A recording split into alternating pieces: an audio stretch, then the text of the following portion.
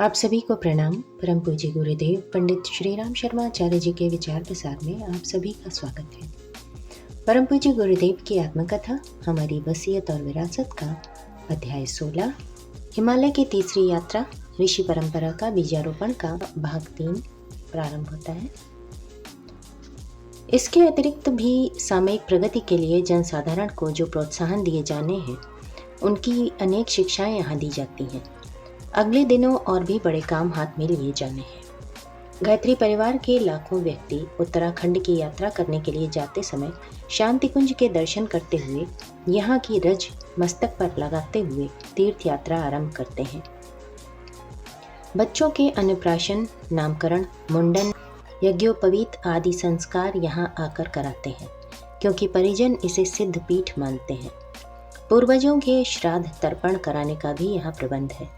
जन्मदिन, विवाह दिन मनाने हर वर्ष प्रमुख परिजन यहाँ आते हैं।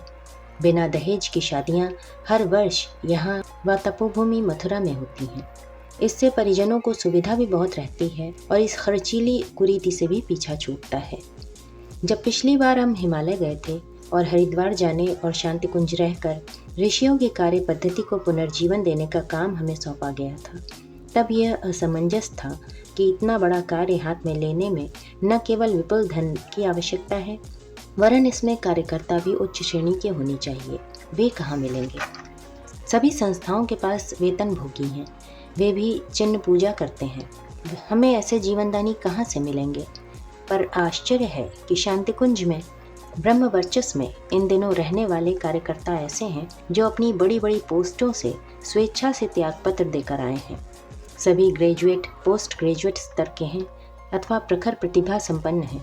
इनमें से कुछ तो मिशन के चौके में भोजन करते हैं, कुछ उसकी लागत भी अपनी जमा धनराशि के ब्याज से चुकाते रहते हैं।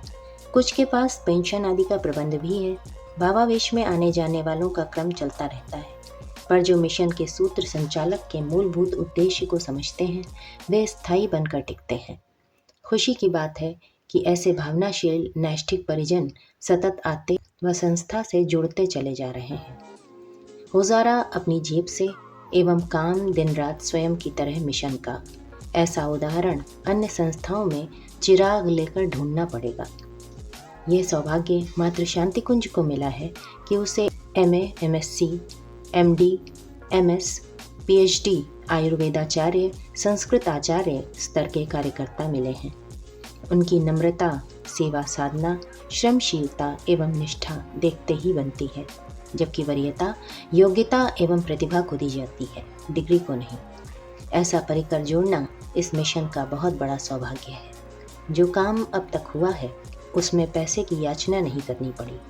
मालवीय जी का मंत्र मुट्ठी भर अन्न और 10 पैसा नित्य देने का संदेश मिल जाने से ही इतना बड़ा कार्य संपन्न हो गया। आगे इसकी और भी प्रगति होने की संभावना है। हम जन्मभूमि छोड़कर आए, वहाँ हाई स्कूल, फिर इंटर कॉलेज एवं अस्पताल चल पड़ा। मथुरा का कार्य हमारे सामने की अपेक्षा उत्तराधिकारियों द्वारा दूना कर दिया गया है।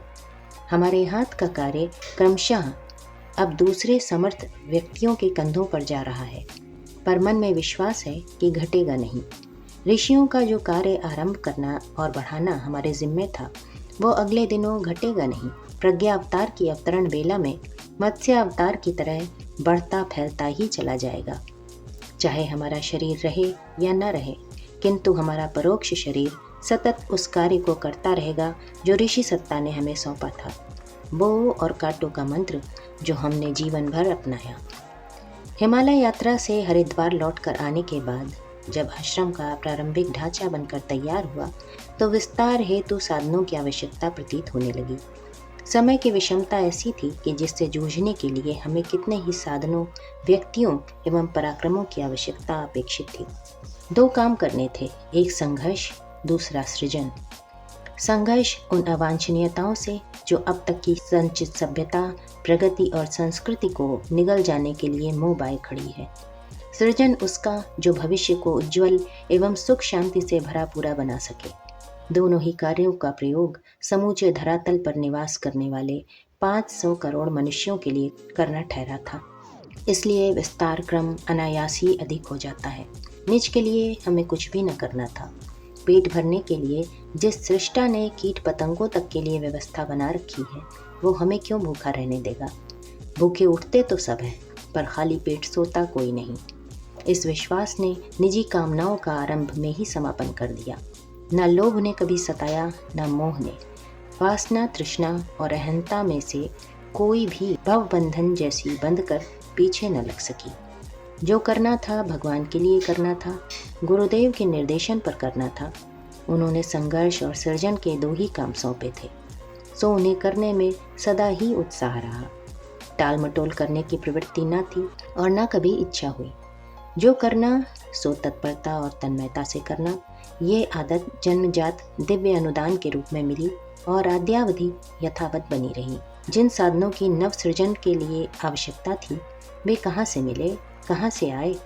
इस प्रश्न के उत्तर में मार्गदर्शक ने हमें हमेशा एक ही तरीका बताया था, बो और काटो। मक्का और बाजरा का एक बीज जब पौधा बनकर फलता है तो एक के बदले 100 नहीं, वरन उससे भी अधिक मिलता है। द्रौपदी ने किसी संत को अपनी साड़ी फाड़ कर दी थी, जिससे उन्होंने लंगोटी बनाकर अपना काम चलाया था।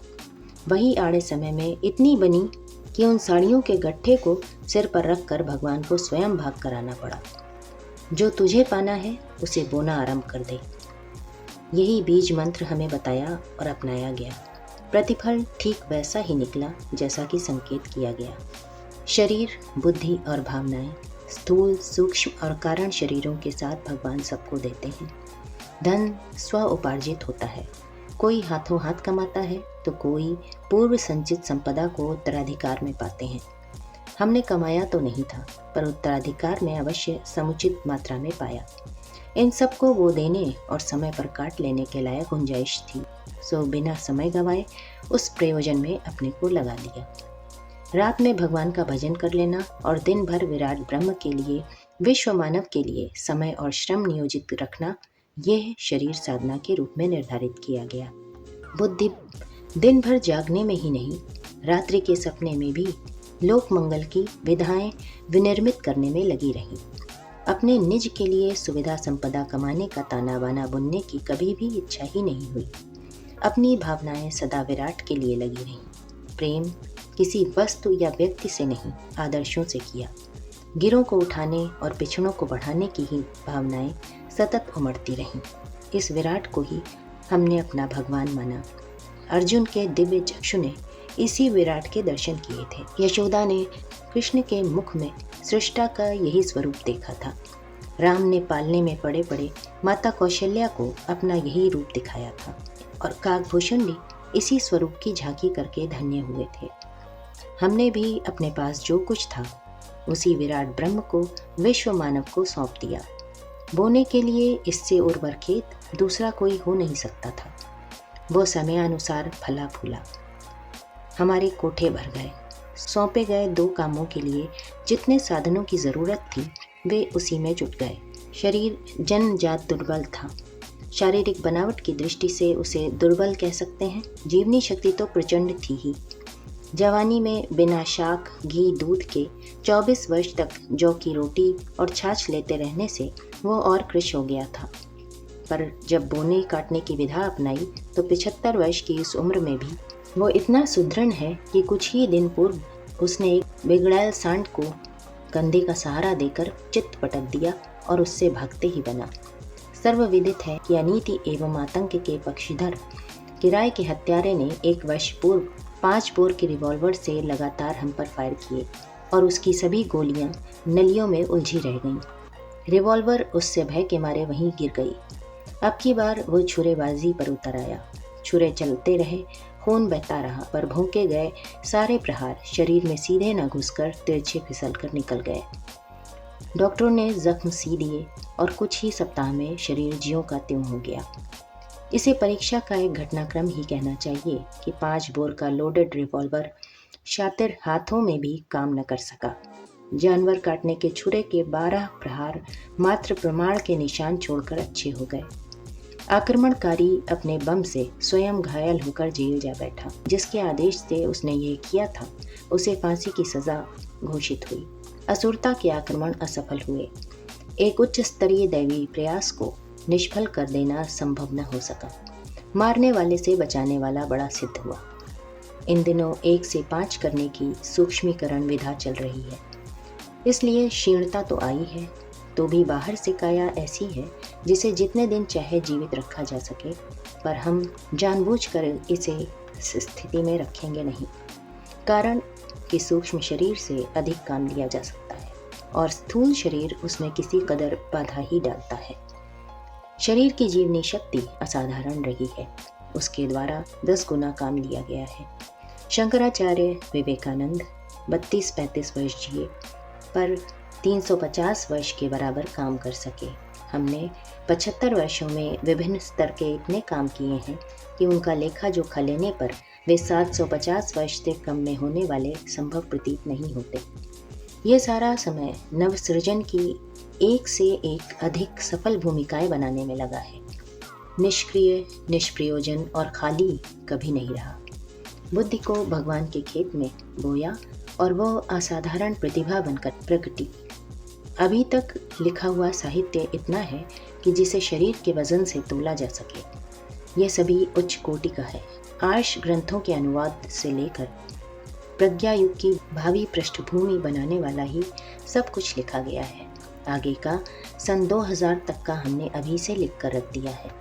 आध्यात्म को विज्ञान से मिलाने की योजना कल्पना में तो कईयों के मन में थी, पर उसे कोई कार्यान्वित न कर सका। इस असंभव को संभव होते देखना हो तो ब्रह्म वर्चस्व शोध संस्थान में आकर अपनी आंखों से स्वयं देखना चाहिए। जो संभावनाएं सामने हैं उन्हें देखते हुए कहा जा सकता है कि अगले दिनों आध्यात्म की रूपरेखा विशुद्ध विज्ञान पर बनकर रहेगी। छोटे छोटे देश अपनी पंचवर्षीय योजनाएं बनाने के लिए आकाश पाताल के कुलाबे मिलाते हैं, पर समस्त विश्व की कायाकल्प योजना का चिंतन और क्रियान्वयन जिस प्रकार शांति कुंज के तत्वावधान में चल रहा है, उसे एक शब्द में अद्भुत एवं अनुपम ही कहा जा सकता है। भावनाएं हमने पिछड़ों के लिए समर्पित की हैं। शिव ने भी यही किया था। उनके साथ चित्र विचित्र समुदाय रहता था और सर्पों तक को वे गले लगाते थे। उसी राह पर हमें भी चलते रहना पड़ा है। हम पर छुरा रिवॉल्वर चलाने वालों को पकड़ने वाले जब दौड़ रहे थे, पुलिस भी लगी हुई थी। सभी को हमने वापस बुला लिया और घातक को जल्दी ही भाग जाने का अवसर दिया। जीवन में ऐसे अनेक प्रसंग आए हैं जब प्रतिपक्षी अपनी ओर से कुछ कमी न रहने देने पर भी मात्र हंसने और हंसाने के रूप में प्रतिदान पाते रहे हैं। हमने जितना प्यार लोगों से किया है, उससे 100 गुनी संख्या और मात्रा में लोग हमारे ऊपर प्यार लुटाते रहे हैं, निर्देशों पर चलते रहे हैं और घाटा उठाने तथा कष्ट सहने में पीछे नहीं रहे हैं। कुछ दिन पूर्व प्रज्ञा संस्थान बनाने का स्वजनों को आदेश किया तो 2 वर्ष के भीतर 2400 गायत्री शक्तिपीठों की भव्य इमारतें बनकर खड़ी हो गईं और उसमें लाखों रुपयों की राशि खप गई। बिना इमारत के 12,000 प्रज्ञा संस्थान बने, 100 अलग। छुरा लगा तो सहानुभूति में इतनी बड़ी संख्या स्वजनों की उमड़ी, मानो मनुष्यों का आंधी तूफान आया हो। इनमें से हर एक बदला लेने के लिए आतुरता व्यक्त कर रहा था। हमने तथा माताजी ने सभी को दुलार कर दूसरी दिशा में मोड़ा। ये हमारे प्रति प्यार की सघन आत्मीयता की ही अभिव्यक्ति तो है। हमने जीवन भर प्यार खरीदा, बटोरा और लुटाया है। इसका एक नमूना हमारी धर्मपत्नी, जिन्हें हम माताजी कहकर संबोधित करते हैं, की भावनाएं पढ़कर कोई भी समझ सकता है। वे काया और छाया की तरह साथ रही हैं और एक प्राण 2 शरीर की तरह हमारे हर काम में हर घड़ी हाथ बटाती रही हैं।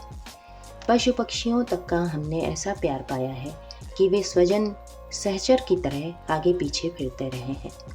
लोगों ने आश्चर्य से देखा है कि सामान्यतः जो प्राणी मनुष्य से सर्वथा दूर रहते हैं, वे किस तरह कंधे पर बैठते, पीछे पीछे फिरते और चुपके से बिस्तर में आ सोते हैं।